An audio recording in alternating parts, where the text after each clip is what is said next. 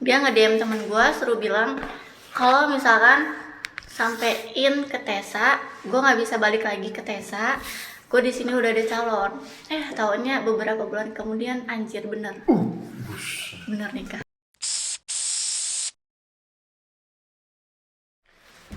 Ya guys, pasti kalian bertanya-tanya siapa bintang tamu yang kita undang pada hari ini, khususnya di podcast Green Project Production. Nah, pada kali ini kita mengundang aktris kami sendiri dan juga salah satu anggota dari Green Project Production, yaitu adalah Mbak Tessa ya. Halo Mbak Tessa, selamat datang Halo. di podcast ya. Kayaknya kita udah lama banget gak ketemu nih ya.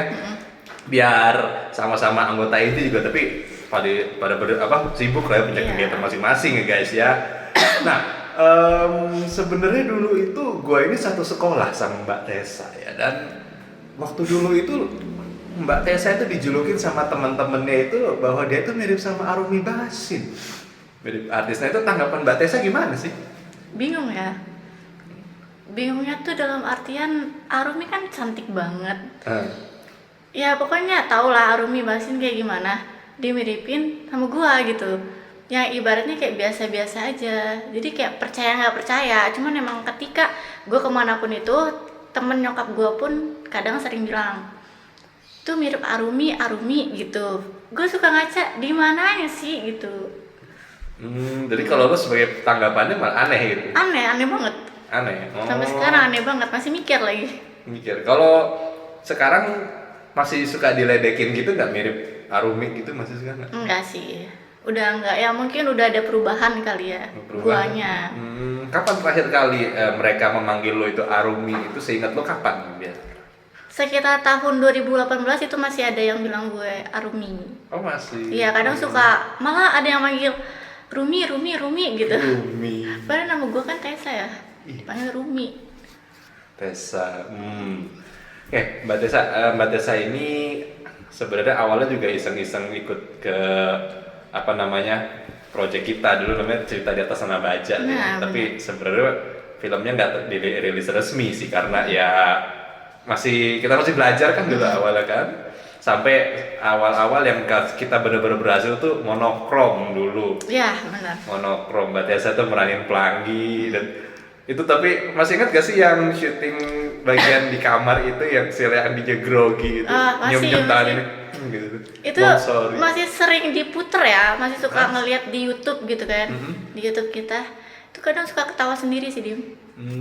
Kayak ya ampun lucu banget gitu. Tapi emang pas hari itu juga kayak sama-sama grogi mungkin ya. Guanya grogi, dianya pun sama-sama grogi. Iyalah, gue nggak pernah yang namanya dicium-cium kayak gitu. Walaupun cium tangan gitu kan, gue nggak pernah. Monsori, itu sudah salah ngomong deh, Monsori itu. Ada Monsori. Masih inget aja Mbak. Terus tapi yang paling kalau di monokrom itu, kalau menurut gue yang paling istilahnya yang paling greget itu pas lagi lo sama Reni itu ya, jadi nangis itu. Itu nangis sebenarnya. Cuman nggak ke shoot aja ya nggak sih. Jadi kita kayak cek ulang. Padahal Reni sama gue tuh udah kayak air mata tuh udah jatuh. Cuman sayang banget. Ya udah nggak apa-apa. Itu bagian klimaksnya nggak sih? Klimaksnya gitu. Benar. Jadi itu kayaknya kalau monokrom itu ini nggak sih, kayak alur mundur nggak sih, semacam alur mundur? Iya. Alur mundur ya, menceritakan yang dulu. Kan si pelanginya tuh nulis buku harian. Sumpah gue tuh pengen remake lagi yang itu, cuma masalahnya waktunya tuh susah. Tapi bagus sih. Sebenarnya gue pengen remake banget untuk monokrom itu, pengen banget remake. Kalau remake sih, gue pengen pakai pemain lama.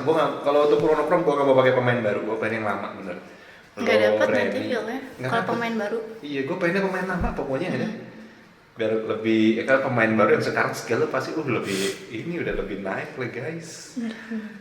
Terus Mbak Tessa sekarang kan sudah bekerja lah ya kan, istilahnya kan udah lama, udah banyak pengalaman, udah kerja banyak tempat gitu kan. Pernah nggak sih suatu ketika Mbak Tessa ini lagi kesusahan gitu, tiba-tiba ada kerabat atau teman gitu yang minta bantuan ke Mbak Tessa, tapi Mbak Tessa sendiri lagi kesusahan gitu, pernah nggak? Ada? Pernah.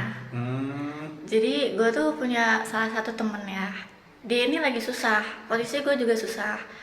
dia minta bantuan ke gue, cuman dalam materi gue nggak bisa bantu karena gue pun lagi susah kondisinya. Di situ gue bantu dari ngasih tahu dia loker. Nih ada loker, ada beberapa loker yang gue kirimin, dan bahkan gue sempet mau masukin dia gitu kan. Tapi dia nggak gerak sama sekali, kayak kita nih udah gerak gitu kan, tapi dianya nggak gerak. Jadinya kayak ya udah susah juga kan. Kalau dari dianya nggak mau gerak gimana sih? Kesel nggak ya? Kesel. Berkali-kali dia kayak gitu, berkali-kali. Iya, Dikasih tetap nggak Iya. bisa maju. Nggak bisa begitu ya? Nggak tahu sih gue. Mungkin yang dia pinginin tuh ya bantuannya tuh dalam segi materi kali. Segi materi itu. Kalau dari sudut pandang gue sih. Kalau dari segi materi ntar habis juga dong. Habis lah Dia pasti. habisin dia dong, Iya. baru jalan. Ya lagian kalau dari segi materi, misal gue kasih nih, enak dong dia nggak ngapa-ngapain. Iya nggak sih? Kalau yang kerja sih lu padahal capeknya dia. Nah itu. Gue mau nolong orang yang kalau misalkan dia juga mau kayak bergerak buat dirinya sendiri. Tapi kalau misalkan gue nolongin orang, dianya nggak mau bergerak, ya susah diem. Buat apa juga gitu kan? Iya. Gitu ya. Kalau lo pernah minjemin dia duit gitu pernah nggak sih? Belum pernah. Belum pernah. Hampir sih. Tapi nggak jadi. Karena gue pikirin ulang. Bukannya gue gak mau bantu atau gimana. Tapi yang gue lihat kayak dia tuh gak bakalan ngebalikin atau gimana ya. Kayaknya sih ya. Oh iya guys, sebenarnya Mbak Tessa ini juga punya pengalaman paling menyakitkan ya guys seumur hidupnya. Pertama kali ya? Pertama kali, yaitu ditinggal nikah guys. Itu rumor atau emang beneran? Beneran. Rasanya gimana? Coba bisa dideskripsikan nggak? Rasanya gimana gitu? Campur aduk sih ya, nggak bisa dijelasin dalam suatu perasaan tertentu. Gue di situ campur aduk. Gue kan waktu itu sempet satu kerja sama dia, jadi sering ketemu. Pas dia pindah kerja ke luar negeri, LDR dong. Terus di situ awalnya dia biasa aja, tapi tiba-tiba cuek. Ketahuan nih selingkuh. Sekali, 2 kali, 3 kali. Kenapa ketahuan? Karena selingkuhannya ngechat gue. Ya udah kan. Dari situ gue masih tetap bertahan. Bodoh sih emang. Cuma ya mungkin cewek itu emang bodoh ketika dia lagi sayang. Gue bertahan, ujung-ujungnya dia nge-DM temen gue tuh. Kan semua sosmed gue diblokir. Dia nge-DM temen gue suruh bilang kalau misalkan sampein ke Tessa, gue nggak bisa balik lagi ke Tessa. Gue di sini udah ada calon. Taunya beberapa bulan kemudian anjir bener nikah. Kok begitu sih? Jahat bener.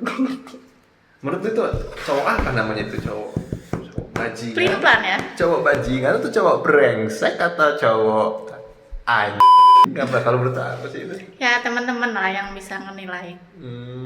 Buset dah. Kok begitu amat ya? Terus lu sama dia masih komunikasi nggak sekarang kira? Sekarang udah enggak, tapi tahun kemarin ya, mungkin November Desember dia sempat minta balikan ke gua. Padahal dia udah punya istri dan anak. Ih, begitu amat sih? Kok balikan? Lu mau menjadi bini kedua kali? Kagak mau lah, gua udah bekas orang anjir. Iya dong, kan dia udah nikah. Oh iya. Ya dong. Oh iya. Gue nggak mau lah. Kok begitu minta-minta balikan guys? Coba baca, misalkan kalian yang nonton podcast ini, kalian tulis bagaimana tanggapan kalian cowok kayak gitu di kolom komentar ya. Coba. Aduh. Gak ngerti deh gue. Dia nge-DM gue, ngejelek-jelekin istrinya. Iya serius, ngejelekin istrinya. Padahal dia, yang gue tahu ya dari postingan istrinya tuh bucin, kayak sayang banget lah. Tapi di situ kayak gue tuh masih sayang sama lu mau nggak balikan sama gue? Gak ngerti, gue nggak habis pikir kok begitu. Lu kalau jadi cowok gitu nggak sih? Enggak, gue bukan Gua tipe tanya yang balik kayak nih. begitu. Gue mau tipenya ya satu aja, gue nggak pusing. Iya bagus sih. Kok begitu amat ya guys ya? Nah, tadi tuliskan ya, lupa tulisin bagaimana tanggapan kalian nanti ya di kolom komentar kami. Nah, Sekarang kita akan berlanjut lagi topiknya ya guys ya. Nah, Mbak Tessa kan suka melihat fenomena kayak misalkan ini orang kalau lagi di bawah dia ngemis-ngemis ke kita, tapi pas udah di atas itu apa nginjek-injek kita. Itu kalau tanggapan Mbak Tessa gimana sih? Jahat ya?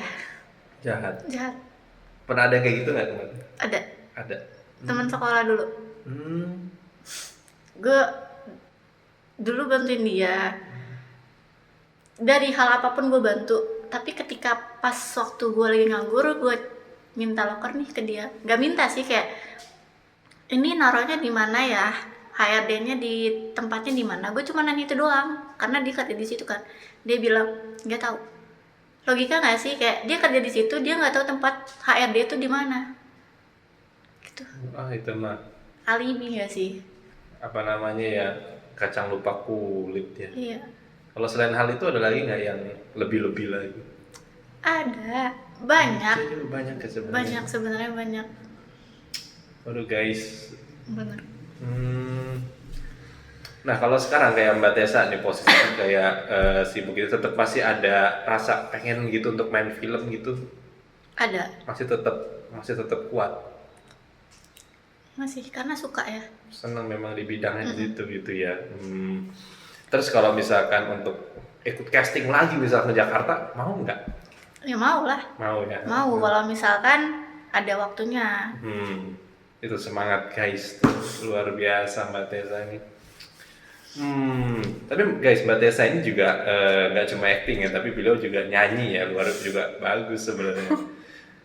Mbak Tessa ini kalau bisa kita bilang mah multi talent guys ya, multi talent banget. Dan apa, lo punya ini nggak sih kayak apa hal yang mau disampaikan untuk mereka-mereka yang merintis karir di entertainment gitu ataupun di balik layar ke kamera? Buat teman-teman yang mau ke entertain, itu mentalnya yang pertama harus kuat. Karena orang-orang entertain itu lebih apa ya, dibilang kayak lebih tajam lah ya. Gimana ya bahasanya, ya makanya kayak lebih dari dunia pekerjaan. Ya, pokoknya mentalnya harus kuat, konsisten, semangat. Udah itu aja. Semangat. Semangat Gimana penting. tanggapan lo untuk orang yang ikut entertainment cuma karena lapar mata, semata-mata cuma karena lapar mata doang? Itu Cuma berarti mungkin karena ambisi sih ya. Dan itu pasti karirnya juga nggak bakalan lama. Kalau misalkan cuma semata-mata biar kayak nih, biar gue terkenal nih, biar gue dikenal banyak orang gitu. Karena entertain tuh menurut gue kan, artis itu kan seni ya, Iya. seniman kan, bukan kayak asal-asal aja. Enggak sih? Iya, Bener betul. kan? Artis itu seniman loh, dia punya karya, dia punya prestasi. Bukan karena ini nih dia viral terus jadi artis. Enggak gitu sih menurut gue. Iseng-iseng. Ada nggak kayak gitu? Sejauh ini ada sih ya, mungkin. Ada ya. Ada. Ngeselin orangnya. Ngeselin kan kayak gitu ya. Ya itu sih gimana ya, tergantung sih. Ada yang ngeselin, ada yang emang ya mungkin nyenengin juga.